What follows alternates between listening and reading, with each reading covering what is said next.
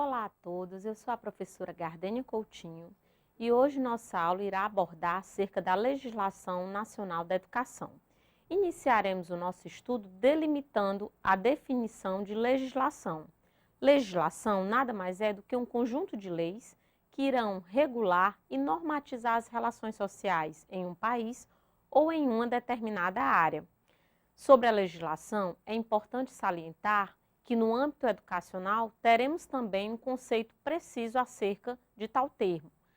Para a educação, a legislação nada mais é do que um conjunto de leis que normatizam a educação escolar quanto às questões pedagógicas e administrativas e se caracterizam como um conjunto de normas, leis, resoluções, portarias e decretos. Vamos estudar na Constituição Federal, mais precisamente acerca do artigo 205 ao artigo 214. Esses artigos farão referência legal que irão nortear até hoje a educação em âmbito nacional. Iniciaremos o artigo 205 determinando a finalidade da educação. A educação, ela preceitua três questões básicas, que seria o pleno desenvolvimento da pessoa, o exercício da cidadania e a qualificação para o trabalho. Lembrando que o exercício da cidadania está associado com o exercício dos direitos políticos, civis e sociais. Contextualizando a informação do artigo 205, temos que a educação, direitos de todos e dever do Estado e da família será promovida e incentivada com a colaboração da sociedade, visando ao pleno desenvolvimento da pessoa, seu preparo para o exercício da cidadania e sua qualificação para o trabalho. Posteriormente, iremos encontrar os princípios da educação, que estarão estabelecidos no artigo 206. Esses princípios estão contextualizados acerca do inciso 1º, que nos diz que a educação terá como princípio a igualdade de condições para acesso e permanência na escola. Essa igualdade de condições não se confunde com igualdade de direitos. A igualdade de condições está associada com o princípio da isonomia, que visa dar mais para quem tem menos e dar menos para quem tem mais. No inciso 2º, encontraremos aí a liberdade de aprender, ensinar, pesquisar e divulgar o pensamento, a arte e o saber. Insta salientar que essa liberdade não se confunde com libertinagem, pois a escola poderá proferir seus ideais juntamente com os professores, desde que dentro de limites legais.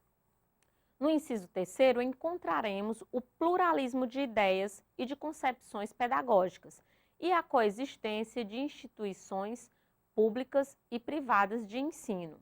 O pluralismo de ideias nos remete à ideia da participação democrática de todos na escola. A escola deverá estar aberta a recepcionar sugestões da sociedade e da família acerca das ações pedagógicas que deverão ser tomadas. No inciso 4º, temos a gratuidade do ensino público em estabelecimentos oficiais. É importante destacar a todos que a gratuidade do ensino público, ela se fará somente em estabelecimentos oficiais. Por quê? Porque o público não se confunde com o gratuito. Sabemos que a escola pública terá o exercício de sua gratuidade exercida somente nas instituições oficiais de ensino. É bem verdade que a praia é pública, o cinema é público, porém a praia é pública e não há cobrança acerca de acesso. Quanto ao cinema, este é público, mas aí temos a cobrança para o acesso. É só para distinguir que o público nem sempre se confunde com o gratuito. Ainda teremos no inciso 5º a valorização dos profissionais da educação escolar, garantidos na forma da lei, planos de carreira com ingresso exclusivamente por concurso público, de provas e títulos aos da rede pública. O inciso 5º sofreu uma alteração de acordo com a emenda 206, ou seja, a emenda 53 de 2006. Antes da emenda 53 de 2006, nós tínhamos aí apenas valorização dos professores.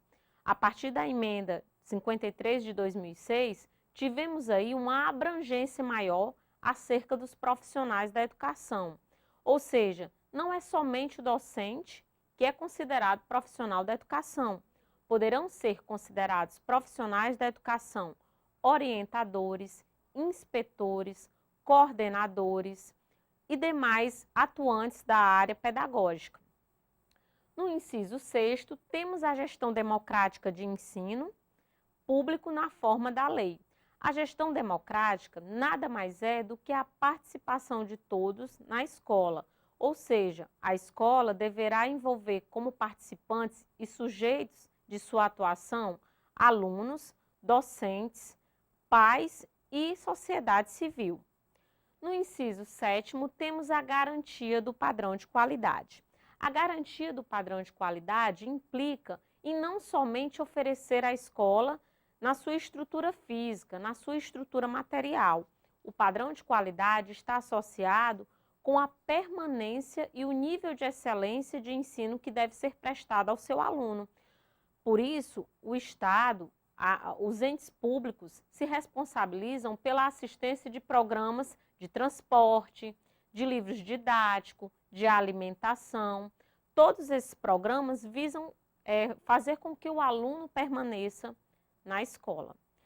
No inciso 8º, encontraremos o piso salarial profissional nacional para os profissionais de educação escolar pública, nos termos de lei federal. O piso salarial profissional será determinado por lei federal e significa dizer que nenhum profissional de educação deverá receber menos do que delimitado em lei. Entretanto, destaca-se que poderá haver variações para mais, mas nunca para menos.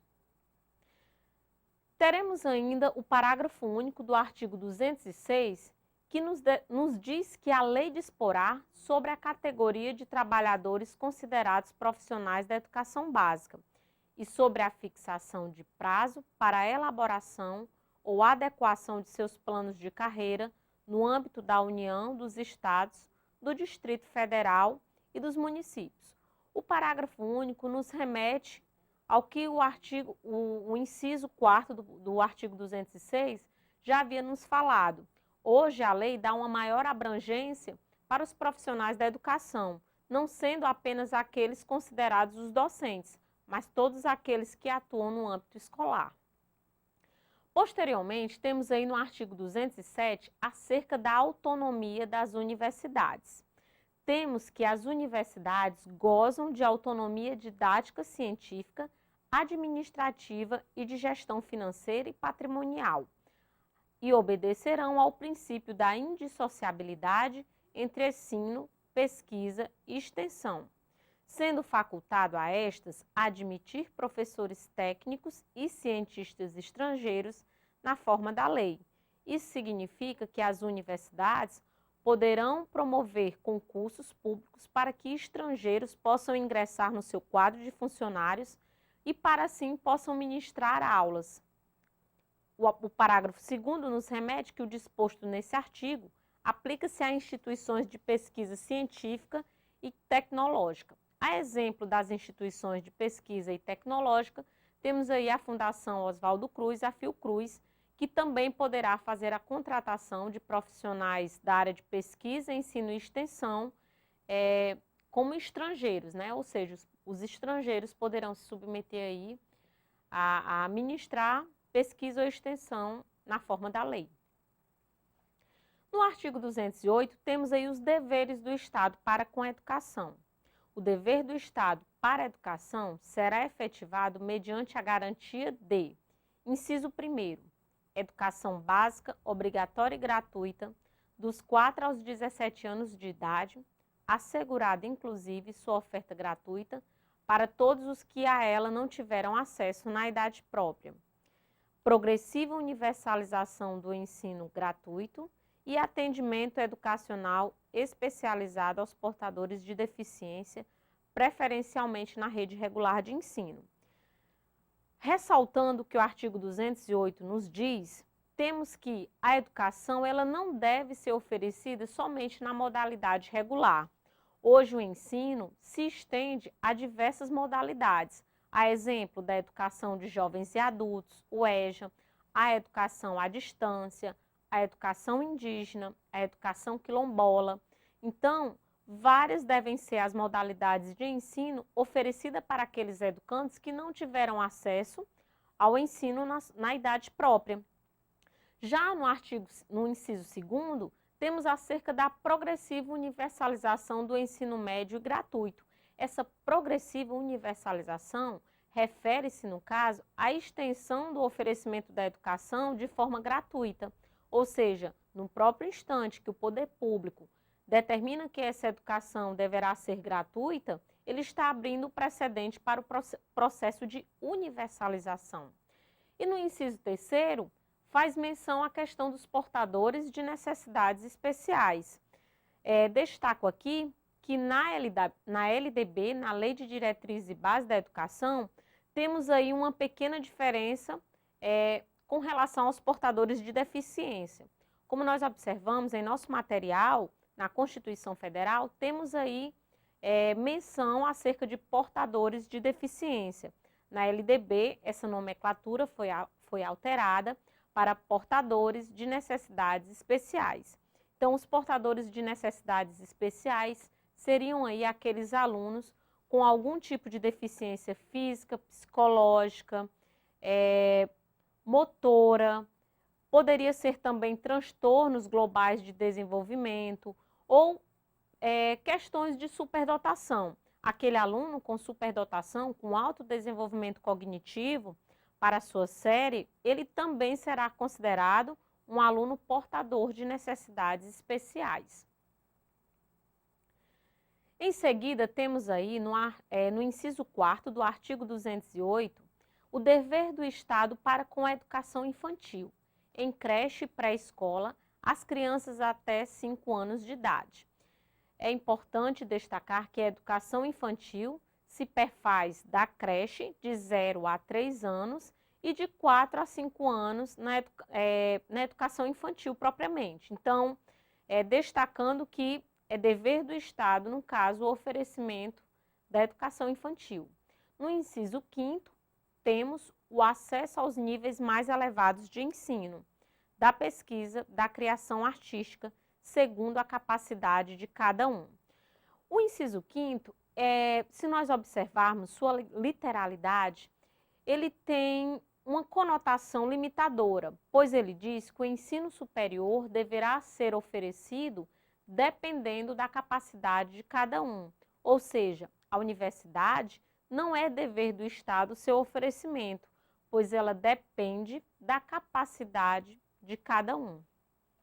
No inciso 6º, temos a oferta de ensino no turno regular, adequada às condições do educando.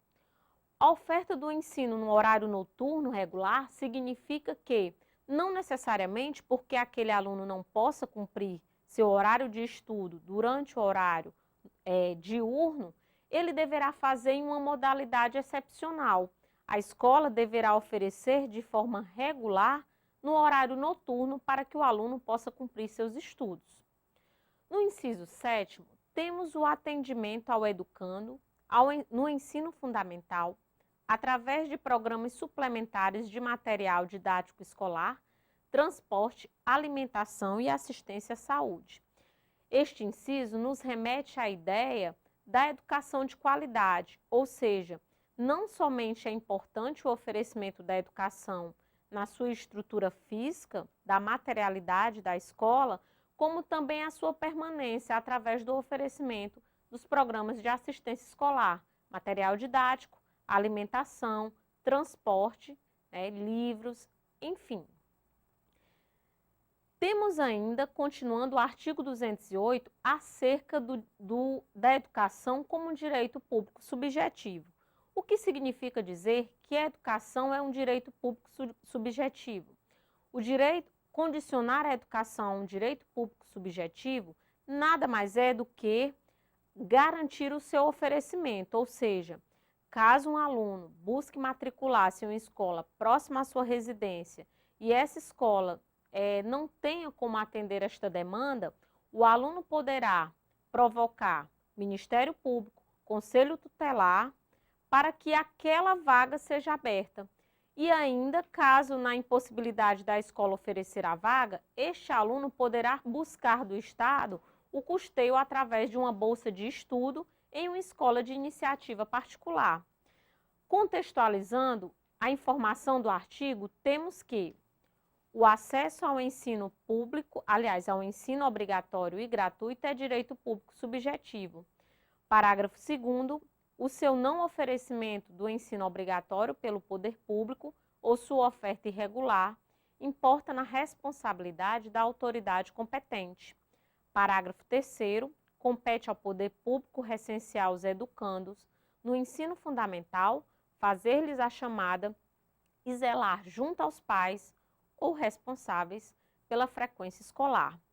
Quando no parágrafo 2º temos a ideia de que a autoridade competente poderá ser responsabilizada, isso significa que os secretários poderão ser responsabilizados em caso de negligência, de negligenciar o oferecimento de vagas para o ensino. A chamada em que o parágrafo 3º faz menção não é a chamada que o professor faz normalmente em sala de aula. Nada mais é do que o processo de recenseamento dos dados escolares que a escola irá transferir à SEDUC. Então, esse recenseamento é importante justamente para que se garanta a demanda no que diz respeito às suas necessidades. Vamos agora para o artigo 209. O artigo 209 nos diz que o ensino é livre à iniciativa privada, atendidas as seguintes condições: cumprimento das normas gerais da educação nacional, autorização e avaliação de qualidade pelo poder público. Isso significa que, muito embora uma instituição de iniciativa privada ou precisamente particular, poderá ministrar o ensino desde que respeite as condições impostas de acordo com a Constituição e de acordo com os demais dispositivos legais. A autorização do funcionamento das escolas compete ao poder público, ou seja, ao poder público compete credenciar, autorizar e reconhecer os cursos ministrados pelas instituições de iniciativa particular. Vale destacar que público e privado são gêneros. Temos aí como categorias de instituições privadas as instituições particulares, que são instituições mantidas por o particular, as comunitárias, as confessionais e as filantrópicas.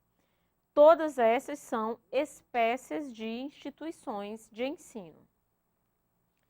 No artigo 210, iremos abordar acerca dos conteúdos curriculares.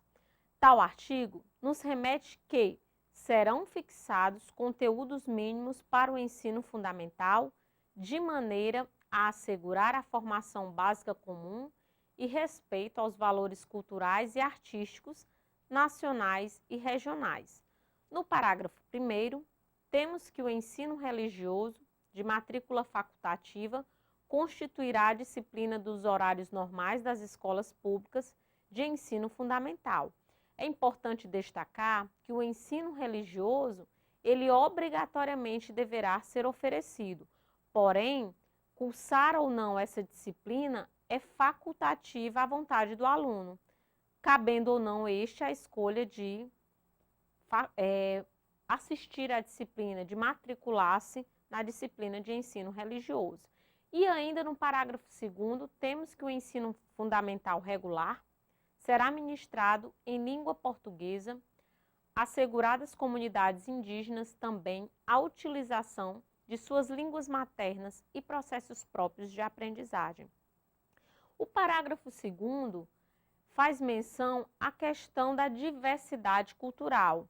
É bem verdade que a educação indígena é uma modalidade de ensino e esta, se ministrada, deverá o professor que ministrará a aula dominar a língua materna, que seria a língua referente à comunidade daquele aluno indígena. Então, não deverá abandonar, não deverá desatender a cultura local daquele educando, daquela localidade. Vamos aí para a organização dos sistemas educacionais de ensino. Acerca dos sistemas educacionais, temos aí o artigo 211, que delibera que a União, os Estados, o Distrito Federal e os municípios organizarão em regime de colaboração seus sistemas de ensino. A União organizará seu sistema de ensino federal e dos territórios e financiará as instituições de ensino públicas federais e exercerá, em matéria educacional, função redistributiva e supletiva, de forma a garantir a equalização de oportunidades educacionais e padrão mínimo de qualidade do ensino, mediante a assistência técnica e financeira aos estados, ao Distrito Federal e aos municípios.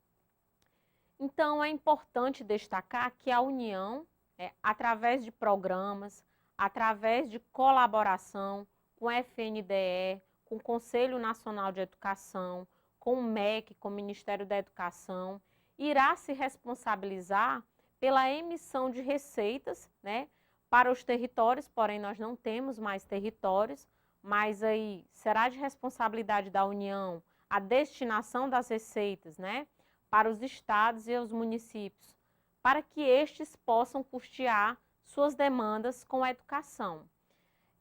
Em seguida, trataremos aqui das receitas destinadas à educação de forma mais específica.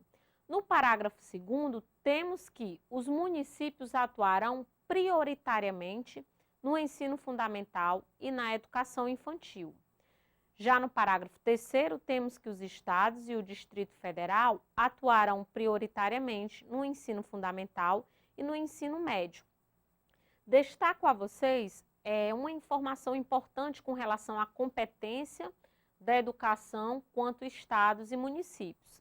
Na Constituição Federal, essas competências ela vai ter uma maior abrangência, cabendo o Estado atuar aí com a educação do ensino médio e o ensino fundamental. Na LDB, o Estado atuará prioritariamente apenas com o ensino médio. Já na Constituição, temos aí os municípios atuando prioritariamente no ensino fundamental e na educação infantil. Na LDB, o município irá atuar especificadamente somente com o ensino fundamental. Então, essas competências elas irão se diferenciar quanto à LDB e à Constituição Federal, tendo a Constituição Federal uma maior abrangência no que diz respeito à competência dos entes no tocante à educação. Voltando para o parágrafo 4º do artigo 211, encontraremos da organização dos sistemas de ensino, quanto à União, os estados, o Distrito Federal e os municípios, que definirão formas de colaboração, de modo a assegurar a universalização do ensino obrigatório. No parágrafo 5º, temos que a educação básica pública atenderá prioritariamente ao ensino regular.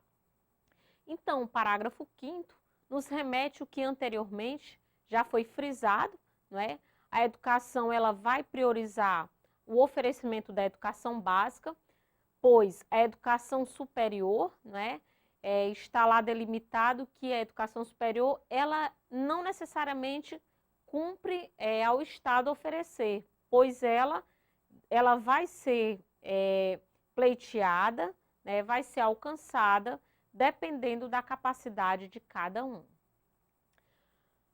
Vamos agora para o artigo 212, que irá nos informar de forma mais precisa acerca das receitas destinadas à educação. Contextualizando a leitura do artigo 212, temos que a União aplicará anualmente nunca menos que 18% e os estados, Distrito Federal e os municípios nunca menos de 25% de suas receitas resultante de impostos, compreendida a proveniente de transferências na manutenção e desenvolvimento de ensino. Parágrafo 1º, a arrecadação da parcela de impostos transferida pela União aos estados, ao DF e aos municípios, ou pelos estados aos respectivos municípios, não é considerada para efeito do cálculo previsto neste artigo, receita do governo que a transferir. Destaco uma informação bastante importante acerca dos recursos financeiros. esta receita destinada de 18% da União destinadas aos entes federados e de 25% do município, aliás, do Estado destinado aos municípios, não é referente a toda carga tributária, refere-se somente aos impostos. A carga tributária irá envolver uma abrangência muito maior, não é? A exemplo de empréstimos compulsórios, a exemplo de contribuições para fiscais, contribuições de melhorias. Então, essa receita não é de toda a carga tributária, refere-se apenas aos impostos, né? Destacando outra informação encontrada no parágrafo 1º, acerca da parcela de arrecadação, destaco a vocês que os 25% que os 18% da parcela de arrecadação que a União destinará aos estados ou aos municípios, não é receita do governo que a transferir, e sim receita do governo que a receber. Exemplificando, para melhor entendimento, suponhamos que a União destine R$1 milhão para a educação a um determinado estado. Não será retirado 18% da fonte da União, e sim os 25% do estado ou município que irá receber, né? Então, é bem isso que significa o parágrafo 1º do artigo 212. E retomando a contextualização do artigo 212, temos que, para efeito de cumprimento no disposto no caput do artigo, serão considerados os sistemas de ensino federal, estadual e municipal, os recursos aplicados na forma do artigo 213.